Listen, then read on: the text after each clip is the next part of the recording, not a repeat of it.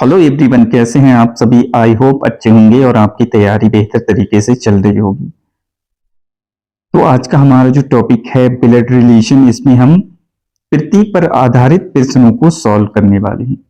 इसमें किस तरह से क्वेश्चन दे रखा होगा और हमें किस तरह से बनाना है, यही बस इसमें सीखना है। और इसका कोई बेसिक कॉन्सेप्ट नहीं है जो आपको अलग से बताया जाए। इसमें हम क्वेश्चन में ही समझेंगे कि किस तरह से क्वेश्चन को बनाना है। इसमें यहाँ पर प्रतीक से आप समझ पा रहे होंगे कि चिन्ह दिए होंगे, जैसे प्लस माइनस हो गया, स्टार हो गया, हैच हो गया, एट द रेट है। ऐसे बहुत सारी प्रतीकों का यूज होगा।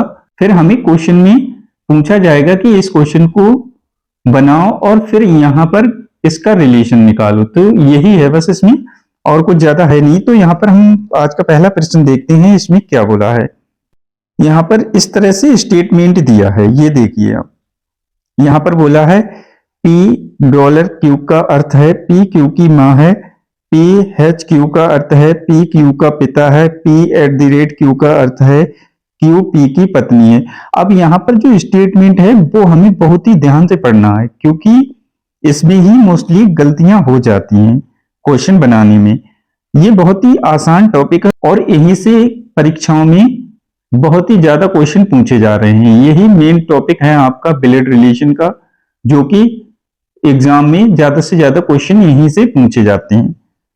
तो यहाँ पर इस तरह से दिया है और आगे यहाँ पर दिया है P परसेंटेज Q का अर्थ है P Q की पुत्री है। तो हमें ये बनाना है, यदि P eight the rate Q dollar M H T, तो यहाँ पर पूछा है तब P का T से क्या संबंध है, T का P क्या लगेगा, ये हमें निकालना है। तो बहुत ही आसान तरीके से हम इसे बनाएंगे। यहाँ पर इसे बनाते हैं अब हम। तो चलिए इस प्रश्न को अब हम बनाते हैं। यहाँ पे है P eight the rate Q। तो अब हम इसमें देखेंगे ये किस तरह से बोला है स्टेटमेंट में। यहाँ पर स्टेटमेंट में बोला है P eight the rate Q का अर्थ है Q P की पत्नी है, यानी कि Q जो है P की पत्नी है।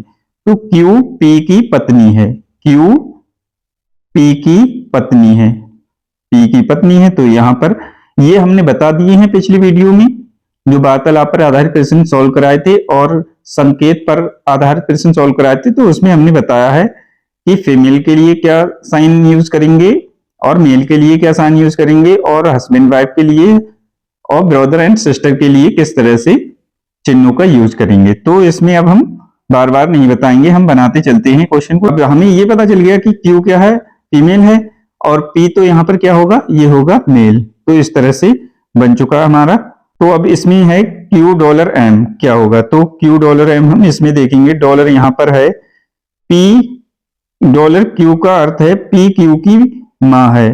तो Q जो है M की माँ है, Q किसकी, M की माँ। तो M की माँ होगी तो M नीचे होगा।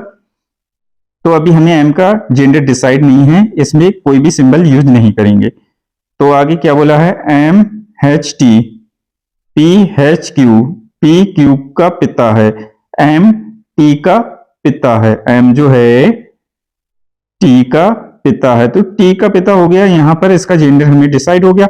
अब पूछा है P का T से क्या संबंध है। तो T का यहां पर P क्या लगेगा, T का P क्या लगेगा। तो T का यहां पर P क्या लगेगा, ये इसकी क्या है, पिताजी हैं। अब ये इनकी माँ है तो ये इनके पिताजी हुए। अब इनके पिताजी इनके बेटे के क्या लगेंगे, दादाजी। तो यहाँ पर दादा वाला जो भी ऑप्शन होगा वही हमारा राइट आंसर होगा। ये सी ऑप्शन में दे रखा है तो यही हमारा राइट आंसर है। तो इस तरह से बनाते हैं। अब इसमें देखिए यहाँ पर क्या बोला है, यहाँ पर बोला है F eight the rate D, F P eight the rate Q, Q P की पत्नी है, D F की पत्नी है, D जो है F की पत्नी है, F की पत्नी हो गई, ये मेल हो गया। अब यहाँ पर D परसेंटेज का Q के साथ रिलेशन निकाल रहा है, P percentage Q, P Q की पुत्री है, D K की पुत्री है, D जो है वो K की पुत्री हो गई। सही है। अभी हमें K का जेंडर डिसाइड नहीं है तो आगे बढ़ेंगे। K H H, तो यहाँ पर P H Q, P Q का पिता है, K H का पिता है, K जो है एच का पिता है, तो एच यहां पर होगा, एच का पिता हो गया ये, तो इसका हमें जेंडर पता चल गया, ये क्या है, फादर है डी का। तो हमें रिलेशन निकालना है, एफ का एच से क्या संबंध है, एच का एफ क्या लगेगा, एच का एफ क्या लगेगा। अब भाई साहब यहां पर के जो है वो डी का क्या है, पिता है, और एच का भी पिता है, तो यहां पर ये क्या होंगे, ब्रदर एंड सिस्टर होंगे। तो इनकी सिस्टर की इस एफ के साथ शादी हुई, तो एच का एफ क्या बनेगा, जीजा,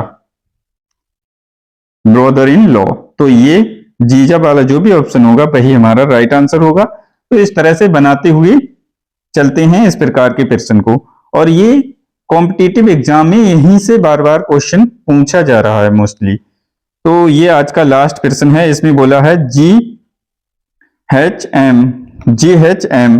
तो अब हम जी एच एम देखेंगे, एच वाला ये है, पी क्यू का पिता है, तो यहां पर बनाएंगे जी एम का पिता है, जी जो है एम का पिता है, तो एम का फादर हो गया। ऊपर से ये आगे बोला है M at the rate N, तो यहां पर बोला P at the rate Q, Q P की पत्नी है, तो एन जो है यहां पर बनेगा एम की पत्नी, एन एम की पत्नी, एन पत्नी हो गई एम की, तो हमें इनके जेंडर डिसाइड हो गए।